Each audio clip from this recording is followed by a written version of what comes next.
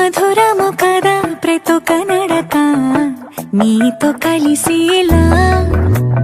తరగని కథ మనదే కనుక మనసు మురిసినిలా ఉసురేమో నాదైనా నడిపేది నీవుగా కసురైనా విసురైనా విసుగైన రాదుగా పింఛం విప్పిన వెలిగి వల్లే తొలకరి జల్లుల మేఘం వల్లే అలజడి హృదయం ఆడిన కూచిపూడి